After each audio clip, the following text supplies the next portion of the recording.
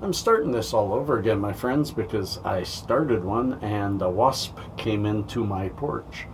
And the wasps are kind of nasty at this time of year, so I wasn't going to stick around. Yeah, I'm not afraid of them, I just don't like them. Anyways, am I OCD? I've got to start all over again. I really went 3 or 4 minutes in. So I'm going to start again. I don't like labels. OCD is a label. It's not something where you take a blood test and they say you have OCD. Fibromyalgia, same sort of thing. They can't take a blood test and tell that you have it. It's just you have most of the symptoms. And with a disease that has many, many, many different symptoms and always changing and cycling, kind of hard, you know? Same with OCD. Are you obsessive about certain things? Does that make you obsessively compulsive? My own little boy, 8 years old, said, I might have OCD. If I see a table with 3 legs instead of 4, it bothers me. Okay, so there's another definition of OCD. But why do I say this? Well, I have taken my anxiety this year and ripped it out of me and stared it in the face and told it to go to hell. But I have not gotten rid of it. I've been able to see it. I've been able to feel it. I've been able to notice it bothering me. And I'm even at the point now that the things that I used to obsess over are repaired or that close to being fixed. The things in my life, I'm not financially destitute, and I was. I'm not heartbroken, and I was. I'm not missing my son because now I see him every single day. There's so many things I used to get bothered by that I still get the feeling, but the situation is gone. Now, I did attribute that yesterday to fibrofog, and I know I'm experiencing the fog right now. I will get into more detail about the fog, but I keep meandering onto different subjects. I need to stay focused, and that's a real hard thing with the fog. Fog is lack of focus. Fog is confusion.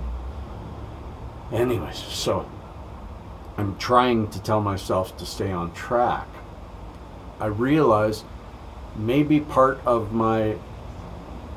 the whole day just doesn't seem right is probably because I am a routinated person, whether you want to call it OCD or not. I always deal with a routine. I like things to be the same every day. Back when I worked for CP Rail for years and years and years, because I had the day shift, for years and years, I made my own shift. Of course, I was a manager. I would wake up at 4:30 latest. By 5:30, I'm on the road. By 6:30, I'm at work before anyone's there, and I'm getting most of my work done by 8:30 before they even get there. That way, my days were spent working with people, motivating people, educating people. That's what I like to do. So I like to get all of my administrative shit done really, really early so that I could work with my staff. Then by 2:30 or 3, I was the early quit. I was there early. So home, have a nap, then the rest of the day. Then a while back, I lost work and I had to get a new routine. It wasn't too hard to get somewhat of a routine going, but then I lost my wife and my child, and the routine got upset again.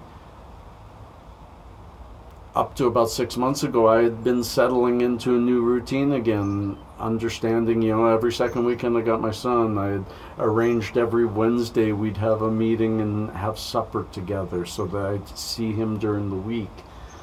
I had arranged routines, and I had them going. Now I've moved. Now the routines are out the window. I see him every day. It's absolutely wonderful. But every day I wake up and I don't know what's ahead of me today.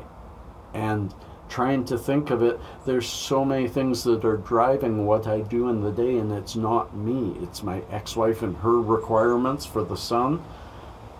Yes, maybe a little bit of usury there now that I'm closer. I'm the babysitter. I am the day-to-day looker after her. So, but it isn't my rules. So a very good example is I'm supposed to have them for a whole week. But this morning she says, hey, my parents are coming into town from overseas. I understand it totally. So I'd like to see him at supper, and I'll bring him back later in the evening, and he can sleep overnight there, and then we'll see him again tomorrow. What's again tomorrow mean? I don't know. If I ask, she doesn't know. But I'm the person who likes the rules and the routines. So I'm sitting in a world of flight and fancy when I'm a person who wants to be in the world of routine and understanding. So it's no wonder I'm lost. It's no wonder I'm confused, and you add fibro fog on top of that. That's me right now. I know I got a thumbs down talking about my own illness yesterday. I know a few of you don't care for that. You want me to talk about illness in general, or you want me to talk about cannabis in general. And I get that. Don't thumbs down me just because of that. Talk to me, and we'll figure out what we can do. Yes, CBD for beginners is coming. Actually, cannabis for beginners is coming. CBD will be the first one. I'm still working on the details, doing the study, making sure I bring the right information to you and in the right format. I'll probably do it at my desk with an extra camera pointing at some details and some data that I give you guys. Again, there's another thing that's just floating around in my head with no real routine set yet.